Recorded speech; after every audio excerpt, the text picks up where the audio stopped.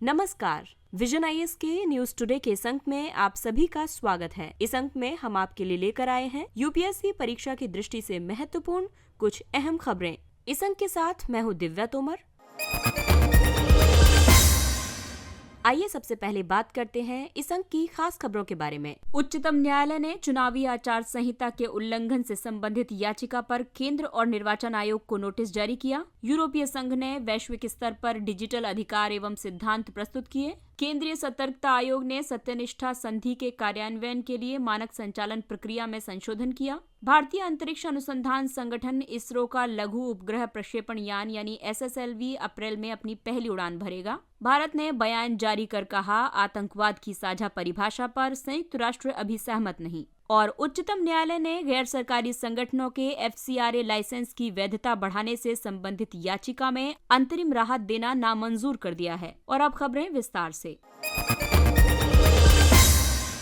उच्चतम न्यायालय ने चुनावी आचार संहिता के उल्लंघन से संबंधित याचिका पर केंद्र और निर्वाचन आयोग को नोटिस जारी किया है। हाल ही में उच्चतम न्यायालय ने निर्वाचन आयोग को निर्देश देने का अनुरोध करने वाली एक याचिका पर नोटिस जारी किया है। ये याचिका राजनीतिक दलों को चुनाव से पहले सार्वजनिक कोष से मुफ्त उपहारों का वादा करने से रोकने के लिए चुनाव आयोग द्वारा दिशा निर्देश जारी करने से संबंधित है। मुफ्त उपहारों की घोषणाओं से संबंधित कई चिंताएं भी हैं। ऐसी घोषणाएं मतदाताओं को अनुचित रूप से प्रभावित करती हैं। ये प्रवृत्ति सभी उम्मीदवारों के लिए चुनावों में भाग लेने के समान अवसर को बाधित करती है। साथ ही ये चुनाव प्रक्रिया की पवित्रता को भी दूषित करती है। ये स्वतंत्र और निष्पक्ष चुनाव के सिद्धांत को कमजोर करती है। इससे राज्यों पर ज्यादा आर्थिक बोझ पड़ता है। उच्चतम न्यायालय ने वर्ष 2013 के सुब्रमण्यम बालाजी बनाम तमिलनाडु राज्य मामले में स्पष्ट किया था कि चुनावी घोषणा पत्र में किए गए वादों को भ्रष्ट आचरण के रूप में नहीं माना जा सकता है। जब सत्ताधारी दल राज्य विधानसभा में विनियोग अधिनियम पारित करके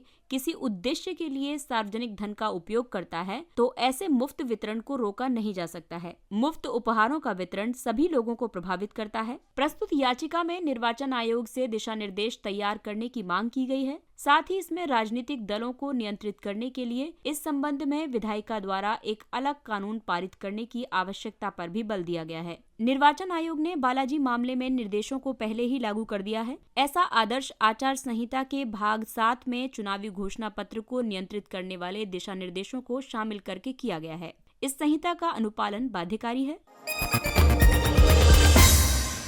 अगली खबर संचार एवं प्रौद्योगिकी क्षेत्र से। यूरोपीय संघ ने वैश्विक स्तर पर डिजिटल अधिकार एवं सिद्धांत प्रस्तुत किए। डिजिटल अधिकारों और सिद्धांतों की घोषणा ये स्थापित करती है कि जो ऑफलाइन अवैध है वो ऑनलाइन भी अवैध होना चाहिए। ये यूरोपीय संघ परिषद की डिजिटल सोसाइटी और मूल्य आधारित डिजिटल सरकार पर बर्लिन घोषणा का विस्तार है। प्रस्तुत किए गए सिद्धांत और अधिकारों से लोगों के अधिकारों की रक्षा होगी। इन अधिकारों और सिद्धांतों का काफी महत्व होगा। ये लोगों के अधिकारों की रक्षा करेंगे, लोकतंत्र का समर्थन करेंगे और एक निष्पक्ष तथा सुरक्षित ऑनलाइन तंत्र सुनिश्चित करेंगे। ये नई तकनीकों से निपटने के दौरान नीति निर्माताओं और कंपनियों के लिए एक मार्गदर्शक के रूप में कार्य करेंगे। विश्व के देशों के लिए एक मानक के रूप में कार्य करेंगे। आइए बात करते हैं प्रमुख सिद्धांतों की। इसके प्रमुख सिद्धांत हैं लोगों को डिजिटल परिवर्तन के केंद्र में रखना, यानी कि तकनीकों को लोकतांत्रिक मूल्यों का सम्मान करना चाहिए। एकजुटता और समावेशन, यानी कि डिजिटलीकरण से सभी को लाभ मिलना चाहिए। लोगों को ऑनलाइन रूप से अपने स्वयं के सूचित विकल्प बनाने में मदद करने के लिए चुनने की स्वतंत्रता। एक स्वस्थ और जीवंत लोकतांत्रिक वाद विवाद के लिए एक खुले ऑनलाइन परिवेश को बढ़ावा देकर डिजिटल पब्लिक स्पेस में भागीदारी को संभव बनाना। इसके अलावा सुरक्षा, बचाव और सशक्तिकरण, जिसमें कि सुरक्षित डिजिटल तकनीकों के उपयोग का अधिकार और निजता की रक्षा शामिल है। हरित संक्रमण लक्ष्यों यानी ग्रीन ट्रांजिशन गोल्स को प्राप्त करने के लिए हरित डिजिटल प्रौद्योगिकियां। भारत में डिजिटल अधिकारों की रक्षा के लिए कई कदम उठाए गए हैं, जैसे कि व्यक्तिगत डेटा संरक्षण विधेयक 2019, सूचना प्रौद्योगिकी मध्यवर्ती दिशा निर्देश और डिजिटल मीडिया आचार संहिता नियम 2021 और सूचना प्रौद्योगिकी अधिनियम 2000। सीवीसी ने सत्यनिष्ठा संधि के कार्यान्वयन के लिए मानक संचालन प्रक्रिया में संशोधन किया।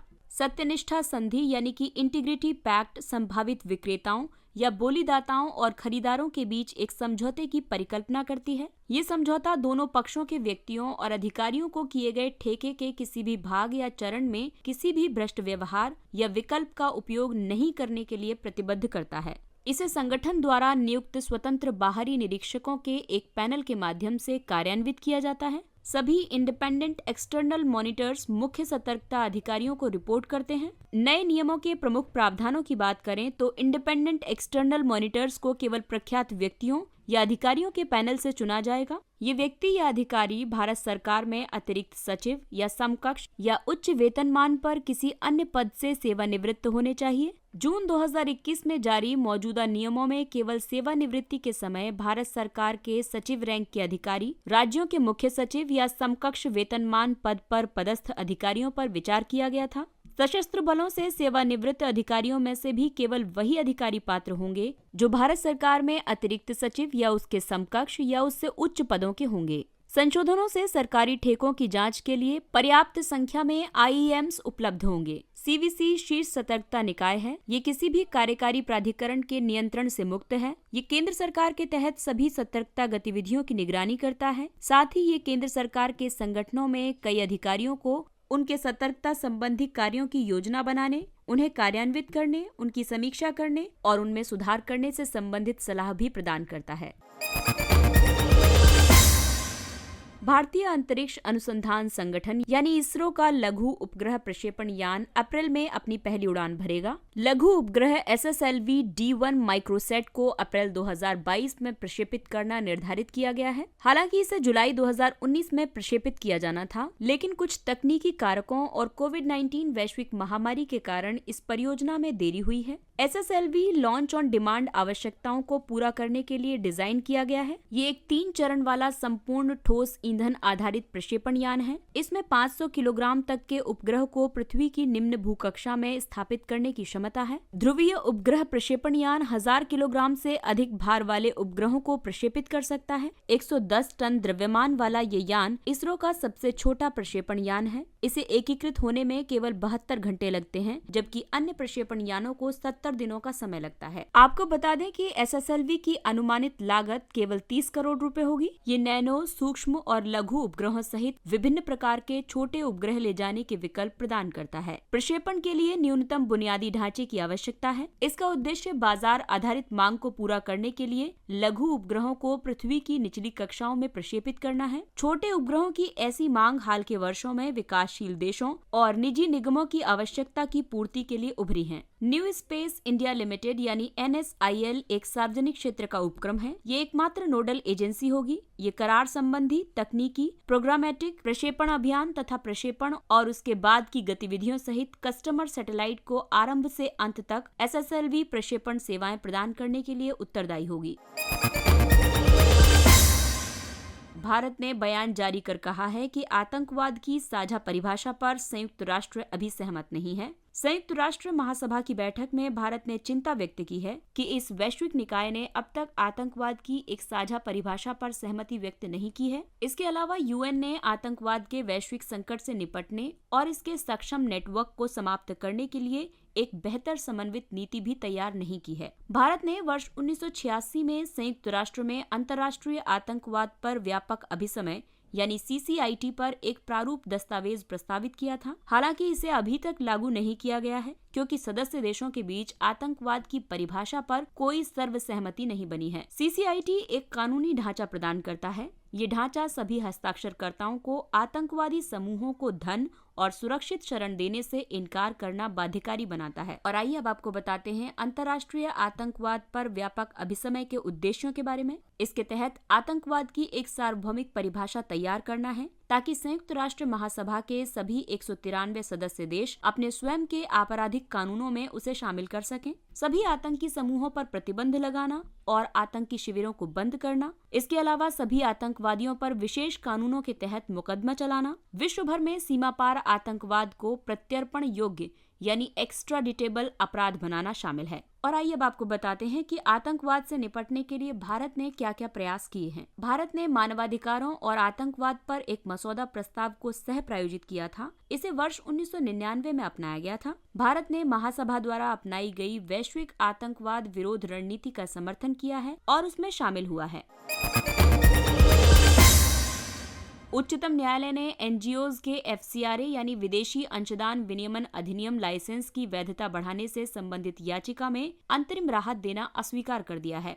सुप्रीम कोर्ट ने 6000 एनजीओज के रद्द किए गए विदेशी अंशदान विनियमन अधिनियम लाइसेंस का विस्तार करना नामंजूर कर दिया है। इन एनजीओज ने विदेशी धन प्राप्त करने के लिए निर्धारित मानदंडों का पालन नहीं किया था। एफसीआरए गैर सरकारी संगठनों को केंद्रीय गृह मंत्रालय से लाइसेंस प्राप्त करना अनिवार्य बताता है। ये लाइसेंस उन्हें विदेशी धन प्राप्त करने का अधिकार प्रदान करता है। एफसीआरए को आपातकाल के दौरान वर्ष 1976 में लागू किया गया था। ये व्यक्तियों और संगठनों को प्राप्त होने वाले विदेशी दान को विनियमित करता है ताकि वे एक संप्रभु लोकतांत्रिक गणराज्य के मूल्यों के अनुरूप कार्य कर सकें। इसे वर्ष 2010 में संशोधित किया गया था। इस संशोधन का उद्देश्य विदेशी धन के उपयोग पर कानून को मजबूत करना और राष्ट्रीय हित के लिए हानिकारक किसी भी गतिविधि के लिए उस धन के उपयोग को प्रतिबंधित करना था। वर्ष 2020 में कानून को दोबारा संशोधित किया गया था। इससे सरकार को गैर सरकारी संगठनों द्वारा विदेशी धन की प्राप्ति और उपयोग पर सख्त नियंत्रण और जांच का अधिकार प्राप्त हुआ। एफसीआरए पर नए नियमों की बात करें तो उच्चतम न्यायालय को अभी एफसीआरए में संशोधन को चुनौती देने वाली याचिकाओं पर निर्णय देना है। इन याचिकाओं में विदेशी धन के हस्तांतरण पर रोक लगाना, पूर्व अनुमोदन और पंजीकरण के लिए पहचान के रूप में आधार को आवश्यक बनाना तथा नई दिल्ली की एसबीआई शाखा में ही विशेष रूप से एफसीआरए का प्राथमिक खाता खोलना अनिवार्य करना आदि प्रावधानों को चुनौती दी गई है। और अब जो परिवर्तन किए गए हैं वे हैं सार्वजनिक क्षेत्र के कर्मचारियों द्वारा विदेशी योगदान प्राप्त करने पर रोक लगाई गई है। एफसीआरए के तहत प्राप्त धन का अन्य व्यक्तियों या संगठनों को हस्तांतरण करने पर रोक है। प्रशासनिक खर्चों में एफसीआरए फंड का अब केवल 20% ही उपयोग किया जा सकता है, जबकि पहले ये 50% था। सरकार के पास अब एनजीओज के एफसीआरए पंजीकरण को 180 दिनों से अधिक समय के लिए निलंबित करने की शक्ति है। यदि 5 वर्ष की अवधि के बाद पंजीकरण का नवीनीकरण करवाया जाता है तो भी नए आवेदक की तरह ही जांच की जाएगी। एफसीआरए के लिए नामित खाता अनिवार्य रूप से भारतीय स्टेट बैंक की दिल्ली शाखा में ही खुलवाना होगा। गैर लाभकारी संस्थाओं के लिए एफसीआरए प्रमाण पत्र के स्वैच्छिक समर्पण का विकल्प उपलब्ध होगा। और आइए बात करते हैं कुछ अन्य महत्वपूर्ण सुर्खियों के बारे में। गणतंत्र दिवस पर विभिन्न पुरस्कारों की घोषणा की गई। सबसे पहले बात करते हैं पद्म पुरस्कारों की। ये भारत रत्न के बाद देश के सर्वोच्च नागरिक पुरस्कार हैं। इन्हें वर्ष 1954 में स्थापित किया गया था। इन्हें शिक्षा, कला, साहित्य, विज्ञान, अभिनय, समाज सेवा और लोक मामलों जैसे विभिन्न क्षेत्रों से जुड़ी गतिविधियों में विशिष्ट योगदान के लिए भारत के नागरिकों को प्रदान किया जाता है। इनमें पुरस्कार विजेता की उपलब्धि के आधार पर 3 श्रेणियां शामिल हैं: पद्म विभूषण, पद्म भूषण और पद्मश्री। दूसरा है वीरता पुरस्कार। परमवीर चक्र जो कि सर्वोच्च सैन्य पदक है, महावीर चक्र, वीर चक्र, अशोक चक्र, कीर्ति चक्र और शौर्य चक्र। देश में कानून प्रवर्तन कार्मिकों को उनकी सराहनीय सेवा के लिए राष्ट्रपति पुलिस पदक प्रदान किया जाता है। परियोजना निगरानी समूह पोर्टल। वाणिज्य और उद्योग मंत्री ने परियोजना निगरानी समूह यानी पीएमजी पोर्टल के माध्यम से ढांचागत परियोजनाओं के त्वरित कार्यान्वयन की समीक्षा की। पीएमजी पोर्टल 500 करोड़ रुपए से अधिक धनराशि के निवेश वाली ढांचागत परियोजनाओं की रुकावटें दूर करने में सहायता करता है। वर्तमान में पीएमजी कार्यान्वित की जा रही 1351 परियोजनाओं की निगरानी कर रहा है। इन परियोजनाओं में लगभग 48.94 लाख करोड़ रुपए का कुल निवेश अनुमानित है।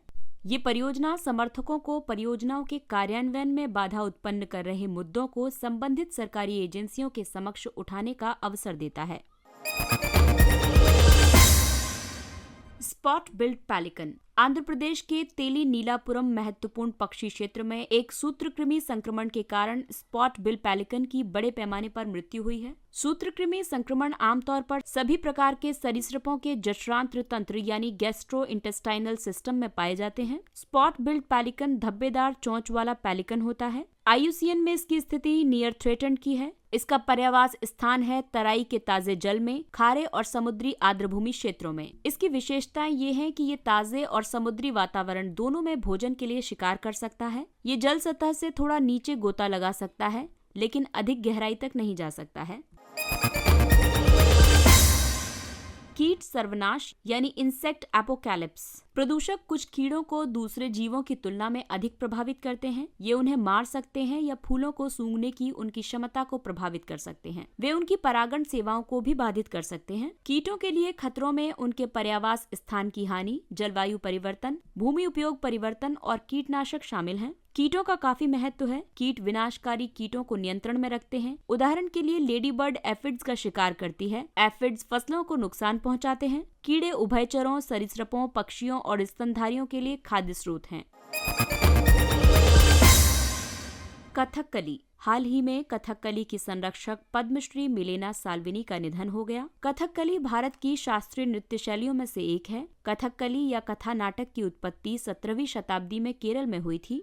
ये नृत्य, संगीत और अभिनय का मिश्रण है। इसमें अधिकतर भारतीय महाकाव्यों से ली गई कथाओं का नाटकीकरण किया जाता है। कथकली की पारंपरिक प्रस्तुति प्रारंभिक तैयारियों के बाद सायंकाल में शुरू होती है। इसमें मडलम पर ढोल वादन पर ईश्वर वंदना शामिल है और ये प्रातः काल में समाप्त होती है। राष्ट्रीय मतदाता दिवस। देश में प्रतिवर्ष 25 जनवरी को राष्ट्रीय मतदाता दिवस मनाया जाता है। इसका उद्देश्य देश के मतदाताओं को चुनावी प्रक्रिया में भाग लेने के लिए प्रोत्साहित करना है। पहली बार राष्ट्रीय मतदाता दिवस 25 जनवरी 2011 को मनाया गया था। इस वर्ष का विषय है चुनाव को समावेशी, सुलभ और सहभागी बनाना। Chiru 2Q22। ईरान, रूस और चीन ने उत्तरी हिंद महासागर में वर्ष 2022 का समुद्री सुरक्षा बेल्ट नौसैनिक अभ्यास यानी चीरू 2Q22 शुरू किया है। इसका उद्देश्य व्यवहारिक सहयोग को गहन करना है। और आइए बात करते हैं सुर्खियों में रहे स्थानों के बारे में। ये पश्चिम मध्य बाल्कन क्षेत्र में एक देश है। ये पहले यूगोस्लाविया का हिस्सा था। सर्बिया की राजधानी बेलग्रेड है। बेलग्रेड डेन्यूब और सावा नदियों के संगम पर स्थित है। इसकी सीमा बोस्निया और हर्जेगोविना, क्रोएशिया, मैसेडोनिया गणराज्य, मॉन्टेनिग्रो, कोसोवो, बुल्गारिया, हंगरी और रोमानिया से लगती हैं। इसकी महत्वपूर्ण पर्वत श्रृंखलाएं हैं डिनारिक आल्प्स, कार्पेथियन और रोडोप पर्वत श्रेणियां। सर्बिया का अपवाह तंत्र मुख्य रूप से डेन्यूब नदी प्रणाली से प्रेरित है। ये नदी काला सागर में गिरती है। तिसा नदी डेन्यूब की सबसे महत्वपूर्ण सहायक नदी है। और आइए बात करते हैं नील नदी की। ये विश्व की सबसे लंबी नदी है। ये भूमध्य रेखा के दक्षिण से निकलती है। ये पूर्वी अफ्रीका से होते हुए दक्षिण से उत्तर की ओर बहती है। ये 6600 किलोमीटर की दूरी तय करती है और भूमध्य सागर में गिरती है। इसके बेसिन में तंजानिया, बुरुंडी, रवांडा, कांगो लोकतांत्रिक गणराज्य, केन्या, युगांडा, दक्षिण सूडान, इथियोपिया, सूडान और मिस्र के खेती वाले हिस्से शामिल हैं। इसकी 3 मुख्य सहायक नदियां श्वेत नील, नीली नील और अटबारा है। श्वेत नील अफ्रीका की सबसे बड़ी झील विक्टोरिया झील से निकलती है। ये युगांडा, केन्या और तंजानिया देशों की सीमा को स्पर्श करती है। वहीं नीली नील का स्रोत इथियोपिया में टाना झील है। इसके साथ ही ये अंक समाप्त होता है। अगले अंक में फिर मुलाकात होगी कुछ अन्य महत्वपूर्ण खबरों के साथ। तब तक अपना ख्याल रखिए, सुरक्षित दूरी बनाए रखिए, मास्क पहनिए, हाथ और चेहरा साफ रखिए क्योंकि कोरोना अभी पूरी तरह से गया नहीं है। इसलिए पूरी सावधानी बरतें, अपनों का और अपना विशेष ख्याल रखें। और इसी अपील के साथ विजन IAS की पूरी टीम आपसे इजाजत लेती है। नमस्कार।